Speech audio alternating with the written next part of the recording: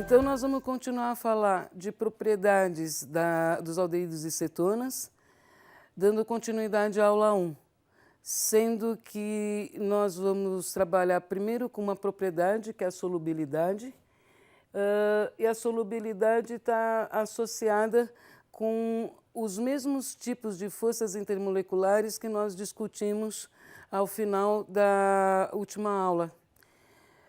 O que a gente tem, então, por exemplo, a solubilidade do aldeído em água deve-se à possibilidade de ligações de hidrogênio entre a água e o oxigênio do aldeído. Só o aldeído não tem ligações de hidrogênio entre as moléculas do próprio aldeído. As moléculas de água têm ligações de hidrogênio entre as moléculas de água. Então, o que acontece? A interação da água com o aldeído tem que ser suficiente para, em termos energéticos, para que haja a solubilidade, ou seja, para que as ligações de hidrogênio das moléculas água-água não sejam tão preferenciais em relação àquelas ligações de hidrogênio possíveis de serem feitas com o aldeído. É isso que explica a solubilidade do aldeído e é isso que esse desenho está representando. Assim como o que está escrito aqui em azul e branco. Então, está mostrando exatamente a ligação de hidrogênio entre essas duas espécies diferentes. Então, as forças intermoleculares não precisam ser entre moléculas idênticas, pode ser entre moléculas de diferentes espécies quando a gente está pensando em solubilidade. E aqui está dizendo, portanto, que como há a possibilidade dessas interações fortes, metanal, etanal e propanona são solúveis em água em qualquer proporção. Esse desenho aqui mostra exatamente a mesma coisa, mostrando as ligações de hidrogênio entre o solvente, aqui é a água com uma cetona, e aqui a cetona de novo, agora com um álcool. Então, tanto no caso do álcool como no caso da água, os tipos de ligação são os mesmos intermoleculares, que é ligação de hidrogênio entre o oxigênio da carbonila, que a gente lembra que tinha uma fração de carga negativa, e o hidrogênio que tem uma fração de carga positiva, ou da água ou do álcool. Então, mostrando que a cetona pode ser solúvel tanto em água como em álcool, pelo mesmo tipo de raciocínio, e também o aldeído, como está mostrado aqui. Então, na aula passada a gente tinha falado de pontos de ebulição, e aqui nós estamos falando de solubilidade, usando o mesmo tipo de modelo submicroscópico que considera o quê? Considera as forças de atração entre as moléculas e a intensidade dessas forças de atração. Passando agora para outra propriedade, a outra propriedade é a reatividade. E a reatividade envolve, primeiro, a gente obter o composto. Então, aqui está mostrando que se eu tiver um álcool primário, eu obtenho um aldeído. Se eu tenho um ácido carboxílico, eu também posso obter um aldeído. Nesse sentido, é a oxidação. Isso aqui é uma maneira de representar essas chavinhas, é o que nos livros diz que é oxigênio nascente. Oxigênio nascente é um oxigênio, isso aqui então está só representando que é um radical oxigênio, ou seja, um oxigênio que tem elétrons desemparelhados. E isso é a espécie oxidante. Então, nesse sentido, eu estou oxidando o álcool até aldeído.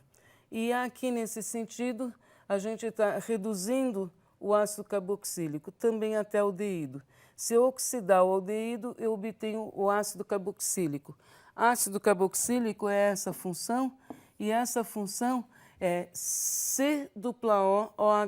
C≡OH é o grupo que caracteriza a função ácido.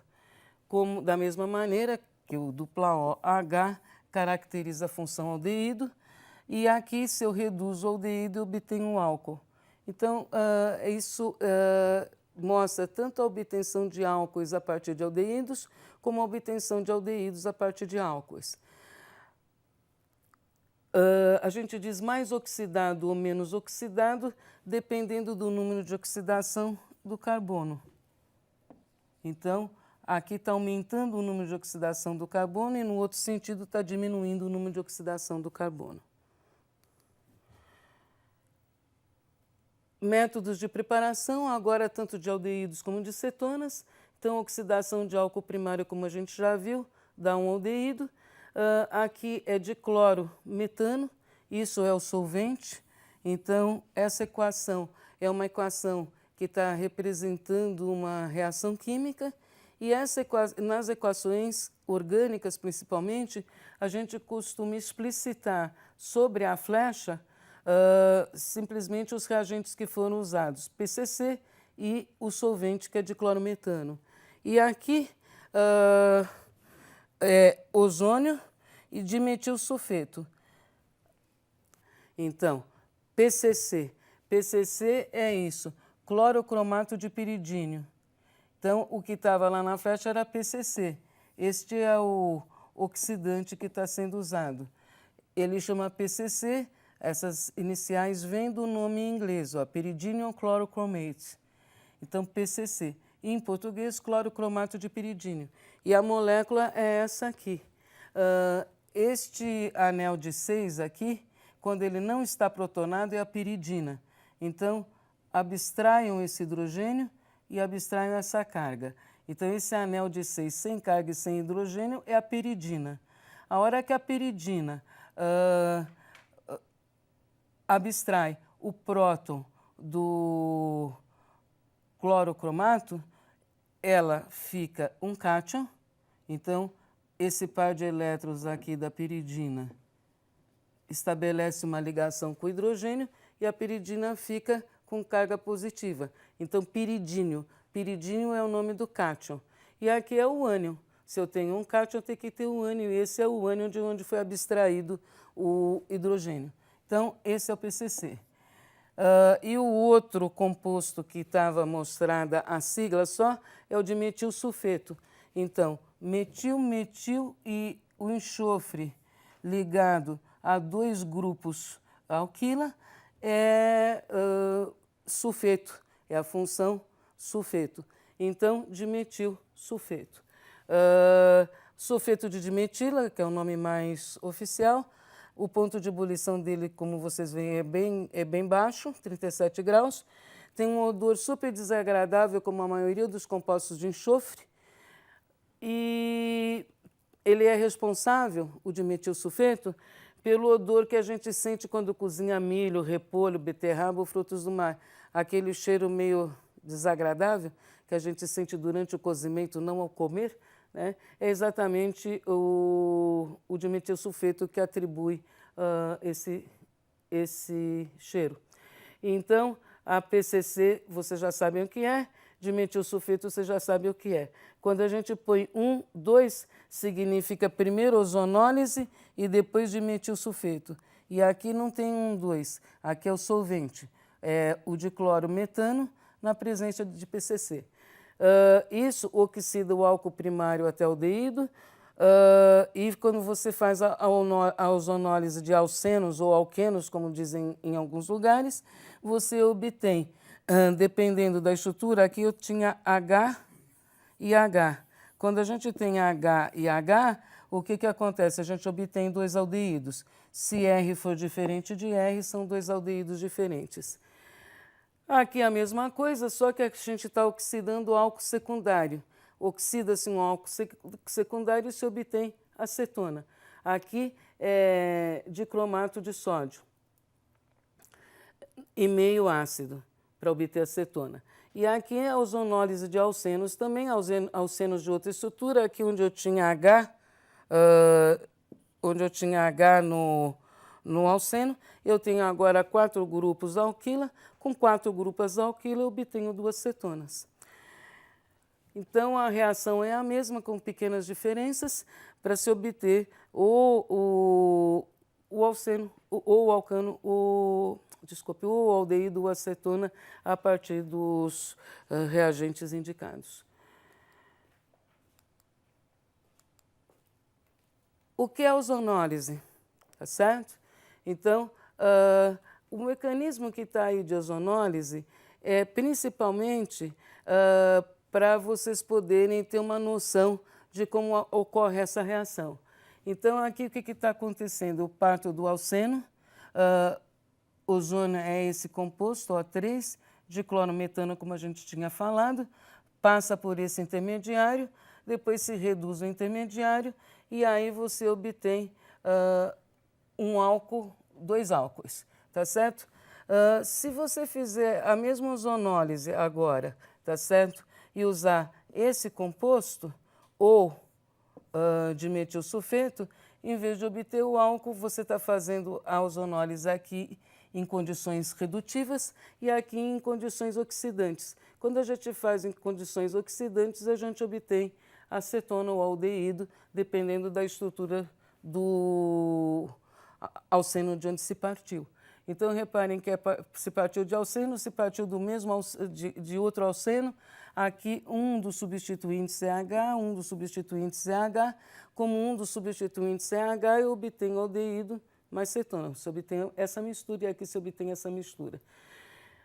Aqui também é uma condição oxidante. Então, repare que é uma condição oxidante mais forte do que essa condição. Eu estou obtendo agora o quê? O ácido e a cetona. Por que parou na cetona? Porque não dá para oxidar mais uma cetona, mas dá para oxidar mais um aldeído. Então, repare, condições mais brandas, aldeídos, condições mais enérgicas, se obtém o ácido. Então, isso que eu queria ressaltar aí. E aqui o detalhe do mecanismo, que é só para vocês entenderem mesmo o que é essa ozonólise. Então, eu estou mostrando aqui o que acontece. Tem o ozônio, tá? E aí eu tenho o ataque do oxigênio ao carbono da dupla e o par de elétrons da dupla indo aqui para esse oxigênio. Isso vai dar origem a esse intermediário. É a cicloadição 1,3, tá certo? E agora, o que eu tenho? Eu tenho o par de elétrons do oxigênio vindo para cá, o que está em cor de rosa, esse par de elétrons vindo para cá e esse par de elétrons vindo para cá. Então, essas flechas estão mostrando o movimento de par de elétrons. E aí, o que acontece? Reparem, como esse par de elétrons aqui veio para cá, eu estou fazendo a dupla ligação aqui, olha, e aqui quebrou a ligação, ó. Aqui é a quebra dessa ligação pelo movimento do par de elétrons. E a mesma coisa, esse par de elétrons do oxigênio, está vindo para cá. Então, o que acontece? Faz uma dupla ligação aqui. Então, essa é a questão. E aqui, que não está talvez dando para ver bem, isso é mais, isso é menos. Eu não posso criar carga, tá certo? Eu não posso criar carga quando eu proponho os intermediários. Então, se eu crio uma carga positiva num ponto, eu tenho que ter uma carga negativa em algum lugar na estrutura da espécie para que a espécie seja neutra, já que eu saí de um composto neutro e de outro composto neutro. Aqui o que está sendo mostrado é que os pares de elétrons podem se movimentar nessa direção ou na direção contrária.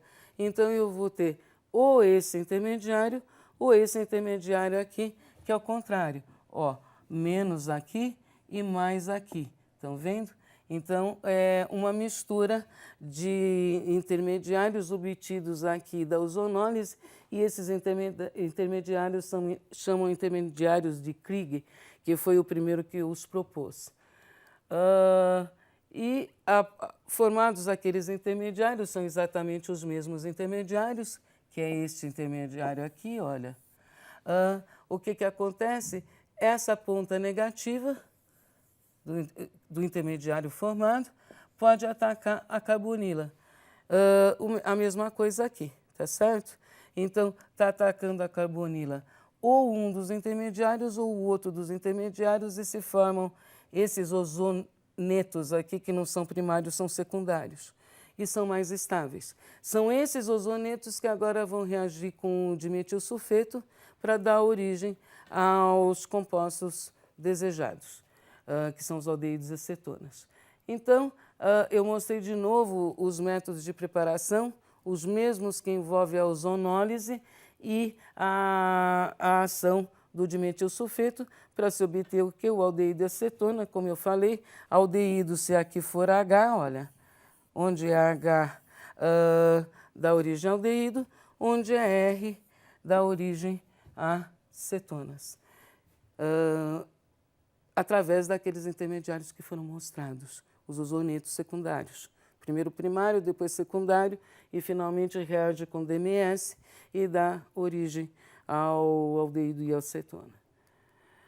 Com isso a gente termina a parte de preparação desses compostos, dos aldeídos e das cetonas. Então nessa primeira e nessa segunda aula dessa semana, o que nós vimos? Nós vimos a presença de aldeídos e cetonas atribuindo gosto ou odor a uma série de compostos de uso comum, e depois nós vimos a preparação de aldeídos e cetonas por métodos sintéticos de laboratório, usando uma sucessão de transformações. Os aldeídos são mais reativos do que as cetonas, porque existe menos dispersão de carga nos aldeídos do que na cetona. Então, os aldeídos sempre são mais reativos do que as cetonas. Isso é o que nós vamos tratar na aula da semana 2, da reatividade agora desses compostos, e que é diferente.